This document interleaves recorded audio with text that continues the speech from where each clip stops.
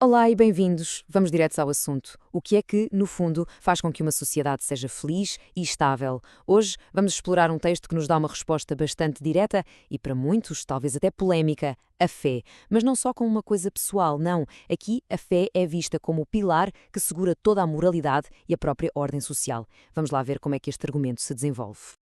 E pronto, é logo a abrir com a ideia principal, sem rodeios. O fundamento da felicidade de dois mundos e de duas vidas é unicamente a verdadeira fé. Toda a análise que vamos fazer parte desta frase. A proposta é que a fé não é só uma questão de esperar por algo melhor depois, mas é, na verdade, a chave para a felicidade aqui e agora. Para percebermos bem o que está em jogo, o texto propõe um exercício de imaginação. Pensem comigo. Imaginem uma cidade inteira, mas como se fosse uma única casa gigante. O que é que acontece aos seus habitantes se de repente ninguém acreditar que existe algo para além desta vida? Pois bem, segundo esta visão, o resultado é um colapso social que muitas vezes nem se vê à primeira vista. A ideia aqui é que a fé funciona como os fios que tecem o tal tecido social. Sem essa fé, o tecido começa a desfiar-se. Por fora, até pode parecer que está tudo em ordem, que as pessoas são civilizadas, mas por dentro, o que reina é um espírito de anarquia, de barbárie, que acaba por envenenar toda a vida em comunidade. E este slide, bem, acho que não podia ser mais claro, pois não? De um lado temos o cenário sem fé, cobiça, ganância, egoísmo, corrupção, tudo aquilo que corrói as relações. Do outro, o cenário com fé, sinceridade, bondade, sacrifício, caridade.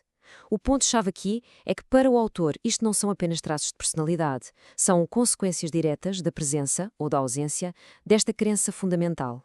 E as consequências desta decadência moral são descritas de uma forma muito concreta. E afetam toda a gente. As crianças tornam-se rebeldes, os jovens perdem o norte, os fortes abusam dos mais fracos e os idosos acabam sozinhos e em desespero. O argumento é claro. Este colapso moral não é uma abstração, tem vítimas reais em todas as gerações. Ok, já vimos o que seria o veneno, mas então, qual é o antídoto? É isso que vamos ver agora. Vamos virar a moeda e olhar para a visão oposta, uma sociedade construída sobre a fé. O texto chama-lhe a arquitetura de uma nação virtuosa. Lembram-se daquela metáfora da cidade como uma casa? Pois bem, aqui a coisa sobe de nível. Já não é só uma cidade. Agora, um país inteiro é visto como uma casa e a nação como uma grande família. Isto, claro, eleva à fasquia e sugere que estes princípios morais se aplicam a uma escala muito maior, com implicações para todos nós.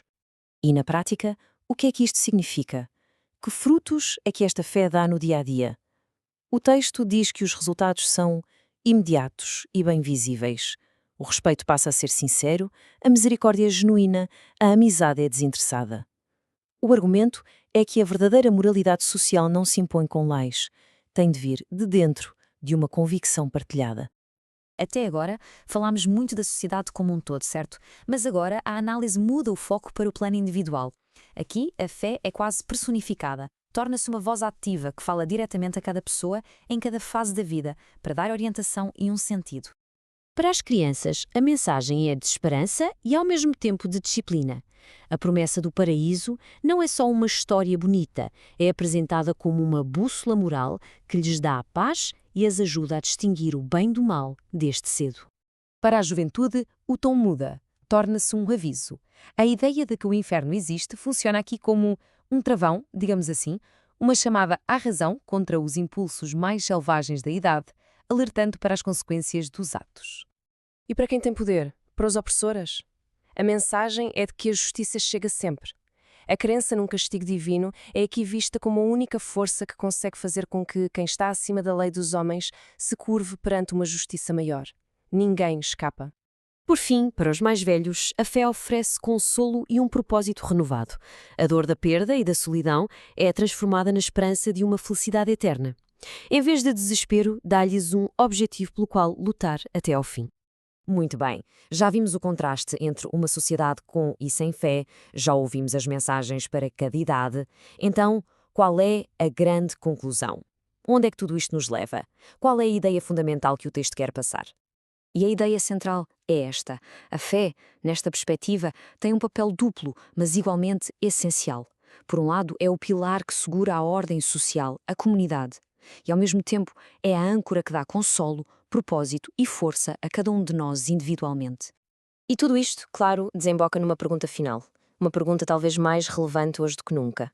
Se olharmos para o mundo atual com toda a sua complexidade, que papel é que a crença, ou a falta dela, ainda desempenha na forma como as nossas sociedades funcionam? Fica a reflexão.